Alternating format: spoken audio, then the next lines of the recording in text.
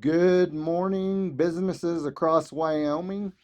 We're happy to host another chamber podcast.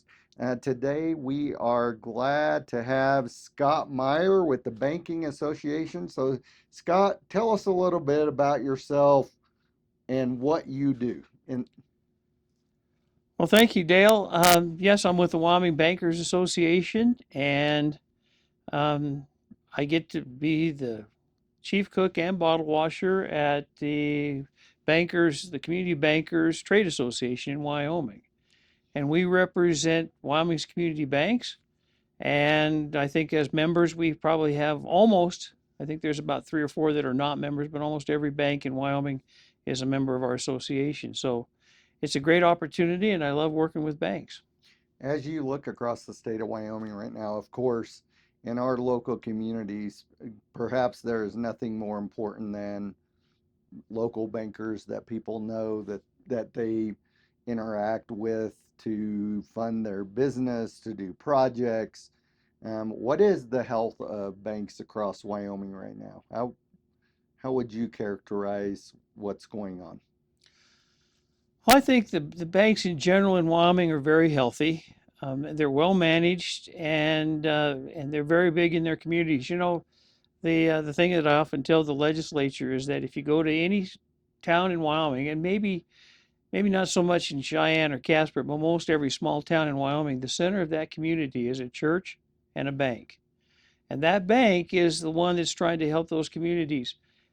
The um, the interesting thing I think is since COVID, when the COVID virus was out there and things were getting shut down, there was a lot of money in the system, and so there was a lot of money available. But that's not the case anymore. So banks are working hard to make sure that they keep their deposits and they're able to lend to their communities, and that's the big support of their communities.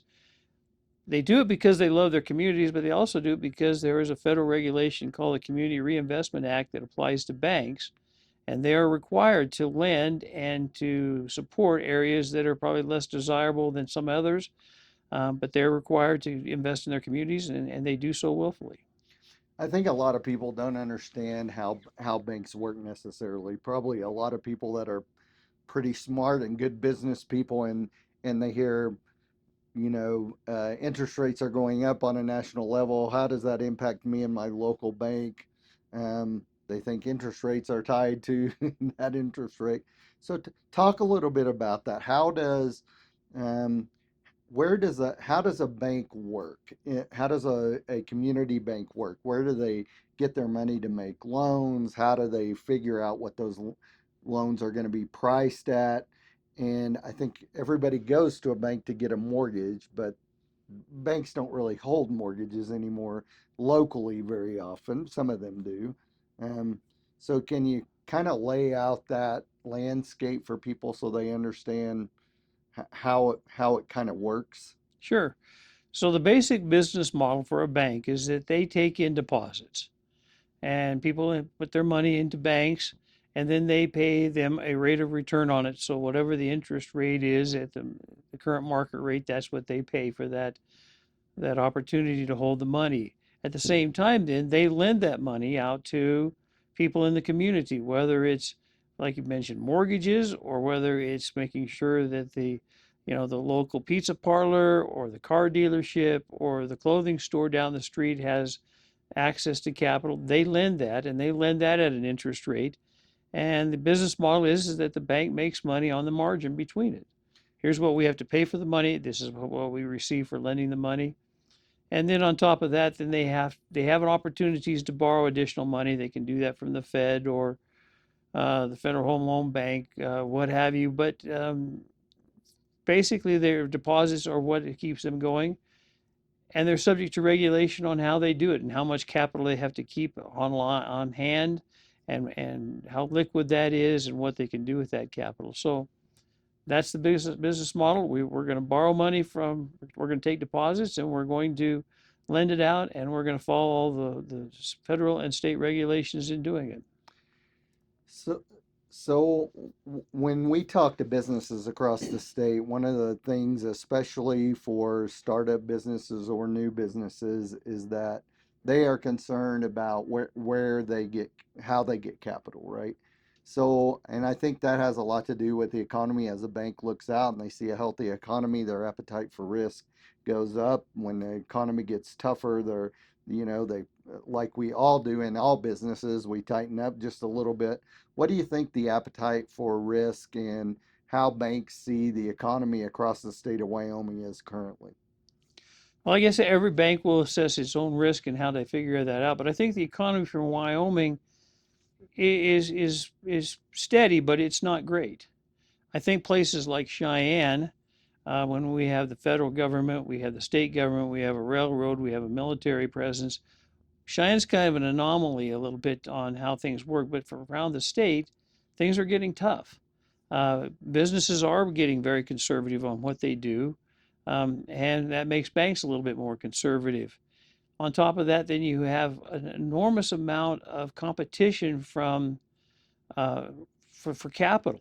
People, it's not just deposits you're putting in there, but you find these marketers that can put together capital in other states that are so much easier than they are in Wyoming, probably because of our low multitudes. We just don't have the people that can support that kind of capital investment and have people in there that can do that like they are in Colorado or Utah or what have you. So it makes it a little bit tougher to get the capital. And we are always competing for that capital because we have other people that want people to invest their money other places. And so whether we're competing with venture capitalists that have the resources, or whether we're competing with our own state government for resources. It makes it tough on banks to make them have the ability to lend, and so banks are very careful about where they lend because the capital is just not all there. So one of the things interesting that I see in Wyoming, I haven't looked into any statistics on this, but it seems pretty interesting. It seems like there is a bank or a credit union on every corner in Wyoming, a huge number for the population that we have. Do you have any thoughts on what drives that? Why so many banks are intrigued to locate in the state? I mean, it's not you. Of course, your community banks that have always been here, they're still here, but there's a lot of national presence in some very small towns where you drive small towns in Colorado or Texas or Oklahoma or Kansas, and you don't see those as many of those national franchise banks locally. Do you have an opinion on what drives that or how they've made that decision? Yeah, I think it's a couple of factors, Dale. I think that one, as I mentioned, the regulations. The regulations are heavy on banks, and they're more so, I think, than on any other type of financial institution. And probably because of the way that the history of banking is in this country, that we don't want people, especially going through the Great Depression and all that, that they don't want money being lost. And so they have a lot of heavy regulations. When you have heavy regulations like that, it makes it difficult for banks to compete because they have to spend so much time and money on meeting those regulations. There's also a lot of competition in the area, especially nowadays with fintech, which is financial technology, whether it's digital assets. So when you look at that and all the regulations that they have to do and the markets that are out there, right now we're seeing a problem where banks just cannot keep up with it. So you end up seeing mergers. And when you see mergers, that's where you have banks that are coming into Wyoming and saying, we're going to acquire this group of banks or that group of banks because it just makes it much easier on how they do that. The other thing is that not necessarily unique to Wyoming, but it is an interesting problem when you look at it, is that the lack of succession planning or the succession ability. We have some of the great banks, and one of the great ones here is a local bank in Cheyenne that, the owners have had it for generations and the kids just don't want it. They don't want to have anything to do with banking. So the next option is to sell. You can sell to another bank or you can sell to another group, what have you, but often it'll be another bank that comes in and says, this is a good market. I'll get into it. So that's why you start seeing more of the bigger banks acquiring some of the smaller ones. So you mentioned fintech, and certainly things like cryptocurrency are going to have they are going to have a massive impact on our society as a whole. But in particular, what kind of challenges does crypto offer to banks across the state, and how are they lining up to deal with those challenges as they move forward? Are they tending to embrace those challenges and include crypto in portfolios and how they invest? Maybe they're forbidden for doing that. I don't know. I know things are highly regulated, but how are they handling this revolution or evolution um, in how we view currency in this country? Well, it's a big factor right now. And so the banks are trying to balance between what their customers want and what the regulations allow. And um, and I don't think that there are very many banks that'll do anything with just cryptocurrency itself. We have in Wyoming four special purpose depository institutions, which we call speedy banks, that pretty much can work a lot with those with cryptocurrency. But for a big part, banks won't deal with it primarily because the regulators won't allow it. It's just too risky. When you see volatility in values and pricing on cryptocurrency, there's just no way that a regulator will allow them to have that kind of risk within a bank. Stable coins, though, on the other hand, may be something that is going to impact banks. Now, we have the Wyoming Stable Token Commission, and I have been attending those meetings and watching. I won't say that Wyoming banks are opposed to it, but they're not necessarily in support of it, only because there's just a great unknown, and we're trying to figure out what the regulations are when it comes to these stable coins. Congress, the Senate just passed, and the House finally passed it as well, and the President signed the Genius Act. The House has its own stable act that they're going to do. These help because they put down some rules and some regulations, but understand that the whole concept behind cryptocurrency, which has nothing to support it, or stablecoins, which is cryptocurrency that has fiat behind it of some sort, some kind of an asset behind it. They're all part of DeFi, which is decentralized finance, which when you get right down to it, that's trying to put our banks out of business. They don't want to have to go through banks. They don't want to have to follow the rules and regulations. They don't want to have regulators coming in or government oversight would see things like large deposits or whatever. They want to do something different. And yet they're getting into a system now where through the blockchain and what have you, they're going to be, everybody's going to know a lot about what you're doing. So it's a kind of a, how do we take care of our customers who want to do this versus how do we make sure we meet those regulations?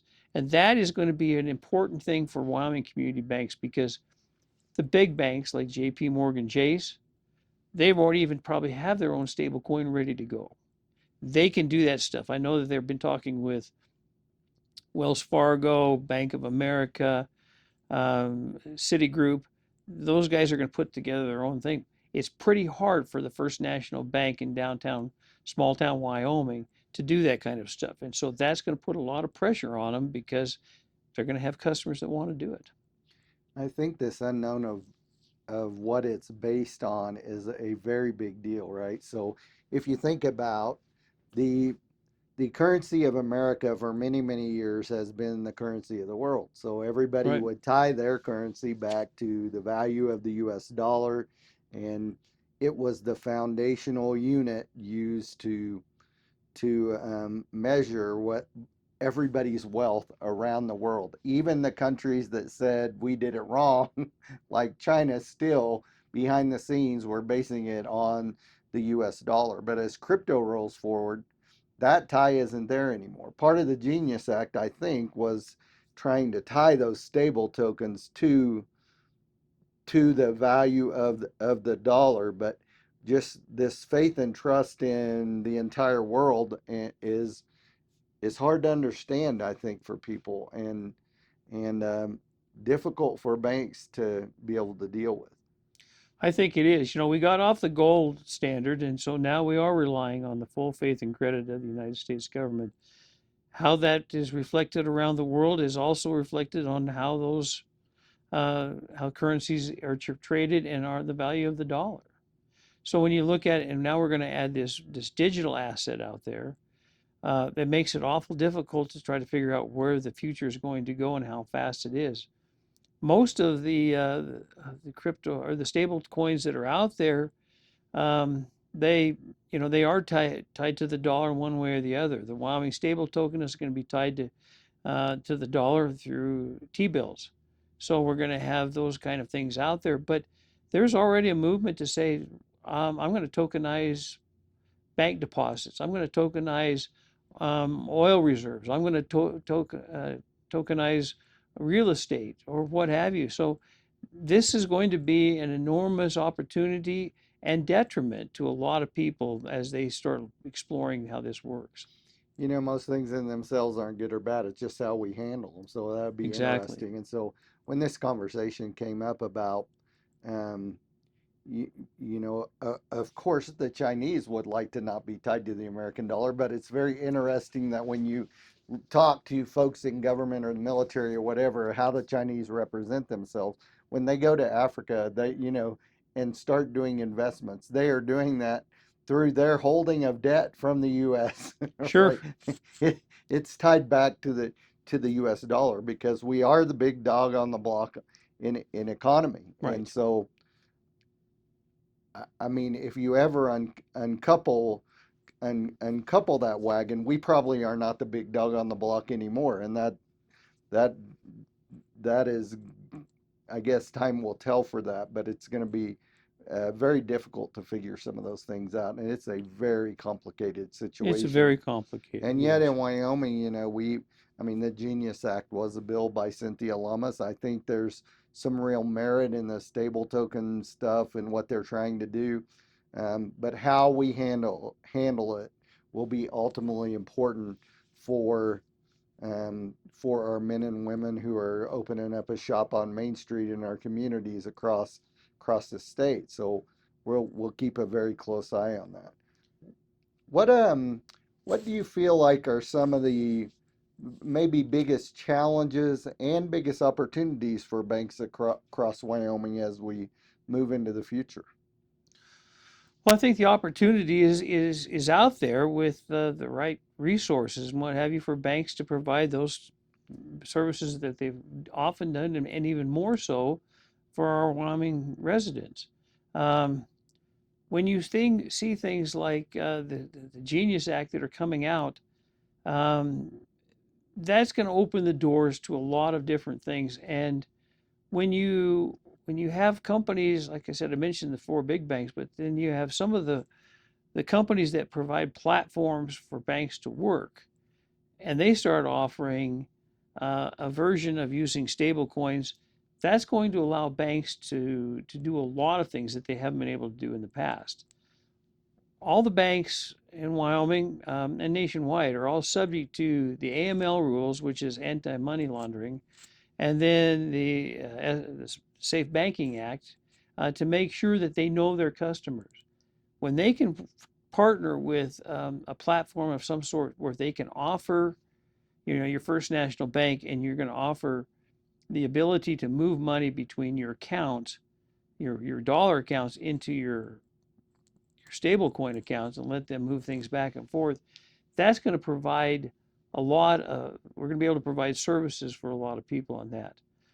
The other thing is that I think that Wyoming is poised well to be able to offer their services to our communities and stuff because they are so well respected in Wyoming. The banks are you go to we've talked a little bit about the legislature, but every legislator has a bank. They bank someplace.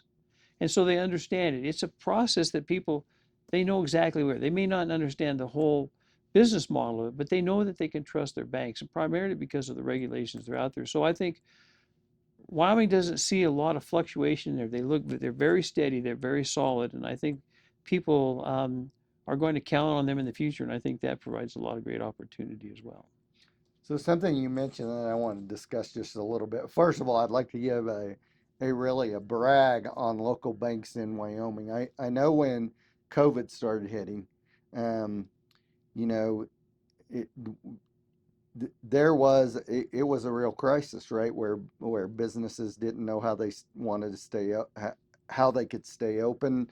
Um, they needed to get some hold of some of this funding from the government. That was all done through bank. I always tell one of our bankers here the only time I ever talked to a banker at 6 o'clock on a Sunday morning was during COVID. Whenever, but good Right. on them that they were trying to respond to that. But I think whenever you had these small banks throughout time that very localized, um, man, they could respond very quickly. But as things change and they have to merge and grow to be competitive, that's going to change things, right? How do I stay in touch with my local customer? How do I pay attention to to uh, to some of those needs um, that I've done in the past, but are going to be more difficult in the future. But I would be remiss if I didn't. I mean, I would tell you that we set up a call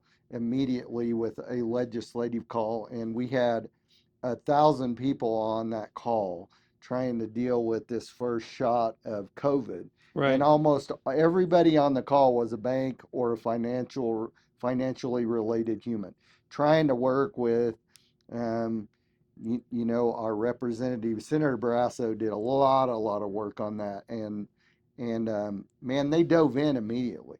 So I'm thankful for all of our banks that across the state that kept the doors of business open, and they went the extra mile to do that. And I would tell you that some of the bigger banks, it's not that they didn't care about it, but they just didn't.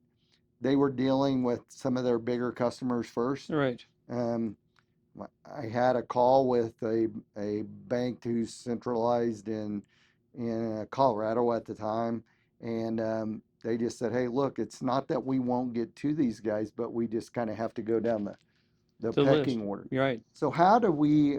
And so it was an awesome thing that our local banks were taking care of this. But long run, as economies of scale force them to combine and co-op and work together, and some of them will sell, like you mentioned, how do you think they maintain that same kind of personal service that I think bailed Wyoming out during the pandemic? And the numbers prove it. We are one of the not only were we one of the fastest, but we are also one of the largest numbers per business of getting that help that local banks had to do. Well, I think that that is going to be always a challenge. The great thing that I like about Wyoming, and I started with the Wyoming Bankers Association at the very beginning of COVID, and so I was. Congratulations. Yes, and Welcome you to COVID, right? exactly. And it was amazing to see how the Wyoming community banks stepped up with the PPP stuff and the other loans that were coming through, even through the Wyoming Business Council, how the banks were stepping up to it. And you're right. I mean, there were some big institutions and there were some other financial institutions that were calling me and saying, "How do we do this?"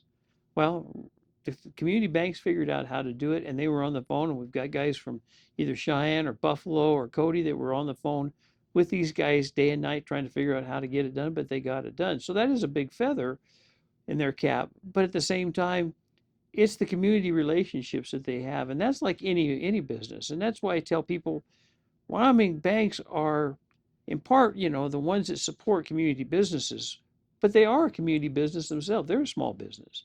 So it's the contacts that we have. It's how you build those customer relationships, like any business. You've got to know who your customers are. You got to go out there and meet with them. You got to talk with them. Um, when you're lending money to them, but you also see them in the grocery store and you're out at the FFA auction and you're doing all the things that are going on, that's how you get to know people. And when the bigger banks come in, sometimes I think they lose sight of that. And so it's important that they keep people involved and employed with them that know how to do this. But that's where we shine. It's the small towns. It's not the big bank that just comes in here and says, "By the way, we just bought up a branch and we're in Jackson."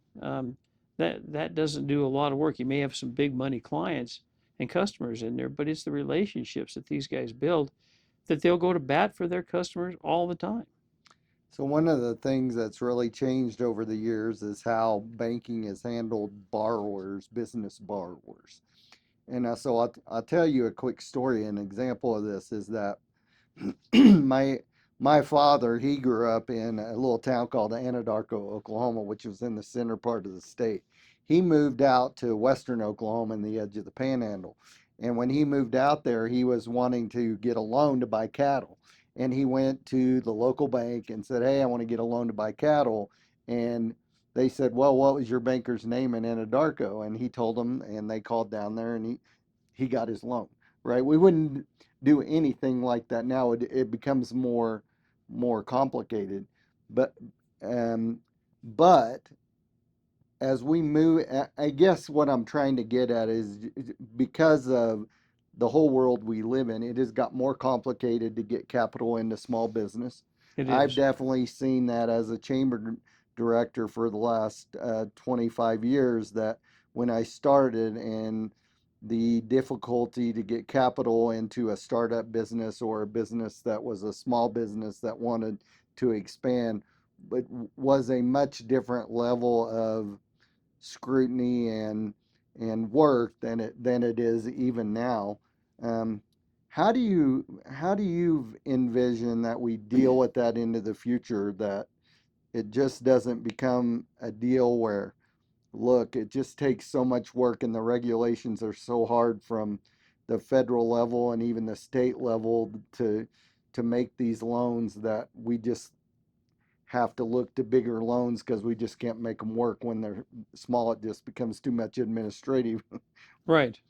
And so, how do we work to avoid that and kind of recapture this idea that, look, entrepreneurs have always been a big part of our system, and we got to keep a system to make sure that they get capital intact. Well, I guess I would answer it this way, and I always tease my insurance friends that there is not a problem in the world that you can't solve without more insurance. And I think sometimes the reality is that people think that whenever there's a problem, what we need is to have another regulation. Banks are very good at assessing risk. That's their job. That's why they look at it and say what's going to pay off and what's not. I've seen people in Cheyenne that have been put into dire straits, but know their banks and come in and say, "Here's the problem." They don't wait till all of a sudden now they're foreclosing on everything, but they come in and say, "Here's the problem," and they know their character, and so they stick with them. Those kind of things I think will manifest itself for community banks if we can in fact do what, and I think the current administration in DC is trying to do this as well, but if we can ease on the regulations. Banks don't want to lose any more money than they have to. Yes, you probably got some bad players out there, and there always is a certain risk. But if you let the banks do their job, they understand how to do it. So when you look in the future of what happened, I think it's just going to be still the old-fashioned. I need to know my customers. I need to know what's going on with them. And like your father, I I like the idea that they can call another banker. In Wyoming, we have the Wyoming Bankers Association has an annual meeting every June. Sometimes we do it in conjunction with Montana. Sometimes we just did one with Montana, North Dakota, South Dakota, and Wyoming. Sometimes we just do it on our own. But it's amazing when you go in there, every banker knows every banker. And that's pretty unique in Wyoming because they know these people. You got some new up and coming young people. They may not know them, but they get them involved. But that's the kind of community that we have among the bankers in Wyoming. And I think that's what's going to be what saves us right now is the fact that we know our customers. So one of the things that's very interesting is that I grew up. One of my best friends, his dad was a banker, and when I became a chamber director, I walked into his office and we were having a talk about this, about loaning to entrepreneurs and loaning to businesses and how those decisions were made. And I just think as we get impersonal, we have to figure it. We have just all this math that figures that out. But I think most bankers will tell you, especially local bankers, that they know their customers and they know there's people they can loan money to and people they can't. Right. And so I walked in and we were having this discussion, and I don't know if he really had loan applications or not, but he picked up a couple of pieces of papers and he said, I know I could loan this guy any amount of money and it will get paid back. Yes. I know I cannot loan this guy even $100 and it get necessarily get paid back. And he said, effectively, they are the same on paper, but he said they are extremely different human beings. Right. And I do think that there are certainly people do make a difference, and as we advance in this world, we are taking that we are tending to take that people quotient out of it, and yet it is true that two smart guys, one will be a billionaire and one will be a pauper. Right. And I think it'll be interesting to see where AI plays into all of this stuff because they try to rely on that, especially in the bigger communities and maybe the bigger banks that they rely on that to make the decisions. You know, when I was practicing law full time, we always talked about banks and how, because I represent a lot of banks, but at that time we talked about the three C's that they look at. They look at what is your capacity to repay, what is the collateral you want to put up, and what is your character. And that character is what the community banks, I think, pride themselves on being able to assess it. Just like your comment about the rich man, they know who will do things. There may be a new business here in town that wants to, open up a business, a sporting event, or there might be somebody who wants to do a new restaurant, or we want to do a new retail store. They know who's going to be there and who's not, and who's involved with that. And if you don't have any exposure to the banks and you haven't banked with them, then they probably are going to have a hard time figuring out what the risk is on it because they don't know you. Wyoming's good about that. They do know everybody here. It's one small place. So let's shift gears a little bit. I know that you guys are very active in state legislative issues, and I see you at the legislature every year. Um, So I think in Wyoming, we oftentimes think that, oh, we've got no regulatory problems here. But actually, in a lot of areas of business, we know that we are pretty regulated, right? We work on that all the time, trying to get government to back off a little bit Right. on the regulations. What and state level, what kind of regulatory hurdles are you working on or issues that you would like to see get changed? What can the business community support for you that will make a better banking environment for them and their community? Well, I think just in a general sense, I know that the Wyoming's banking commissioner, Jeremiah Bishop, we've talked about trying to figure out how we update a lot of the regulations and even the statutes that are out there. Some things just don't make any sense when they made sense 40 or 50 years ago. So that I think will help, and it'll help with businesses. I think the other thing that we struggle with is just the competition, even with our own state government. They have programs out there like WyoStar and what have you, where they allow the municipalities to pool their money and put them into kind of an investment because the state has done so well with its mineral trust fund. But people forget that when you pull that money out and you put it in there, you might get a little bit better interest rate, not always, but sometimes. One, they don't have the same regulations that we do, but it's the state of Wyoming. But that money is gone out of the system. So I can't lend it down there. And that's Mhm. where we struggle the most and try to figure out how the regulations can maybe work with us is when every time you pull the money out, whether it's a ditch company or the municipality or the county or what have you, and they try to do these other investments that maybe give them a little bit more money. One, they don't have the safeguards, and two, I can't lend that money down the street, and that is hard on Wyoming community banks. I would tell you, I was sitting in a meeting yesterday and we were talking about angel investors, Right. right? So, this whole discussion of, okay, well, what we really need is this angel investors, and they will take a equity position in the business in exchange for providing this startup capital. And I could just see a couple of bankers in the room just putting their hands their head in their hands and just shaking their head because it's like, folks, this is exactly what we do. Right. Right? And there might be, and we know this, it's pretty slim, but there might be one business in 100 that we miss that actually, giving them free money will help. But most businesses, it really doesn't. We have pretty Right. good idea of which ones will make it and which ones fail. And finally, somebody who was a businessman said, "Well, what I'm going to tell you for if you want to be a startup business is that you should be your own angel investor first, have some money saved up, Right. so so that you can do this." But I Well, I think know. this idea that banks have just don't they won't it is to their favor to invest in businesses that are going to do well. It is not in any of our favors when we have money in that bank for them to make stupid decisions.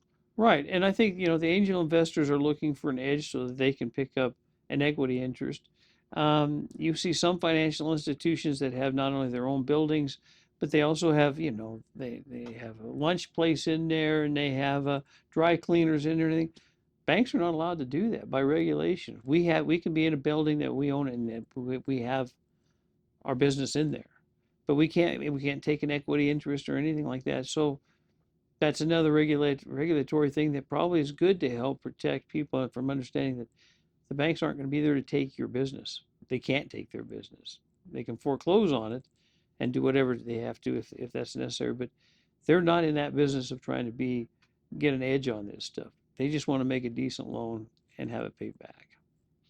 So we try to make these not last too long, but we want them to be informative to our folks across the state. So um, we always kind of give our guests the kind of last word. So what is your kind of closing message to folks about banks in Wyoming, and what are one or two things that you would want them to know, to take away from this, that to know about the banks that are in their communities? Well, like I said, I think most banks are the center of those communities, and rightfully so. Your banks invest in your community. They do so by not just uh, putting a T-shirt on the back of some kid for the little league baseball, or making sure there's a scoreboard at the high school football game that has the bank's name on it. They invest in their communities for areas that are not so privileged, that are they're not the most desirable places, because they want that community to grow. And when the community grows, the bank grows, and so that makes a winner for everybody. Your community bankers are out there for you. They're for their communities. I think that, we're all in this thing to make money, and I'm certainly not going to say they're not, but your community bankers are in that business because they like their communities. They want to be a part of those communities, and they want to be happy in those communities. And if when you're involved in a community and when you're involved in an organization, then you become happy with that. And I think that's where people need to understand that your community bankers want to be in that business and right in that community. Last thing, you think our interest rates are going to go down? No, There you go. no, We'll see if he's correct about that, right? You can speculate like everybody else can right, about right. interest rates, right? Well, thank you so much, Scott, for sharing a Oh, little of sure. your time with us and explaining how community banks are lifeblood of our communities across Wyoming. A little bit how banking works. Talked a little bit about crypto. We appreciate it very much, and we look forward to speaking with you more over time to Be see great. see what advances and how the economy in Wyoming is doing over time. Have a great day, everyone.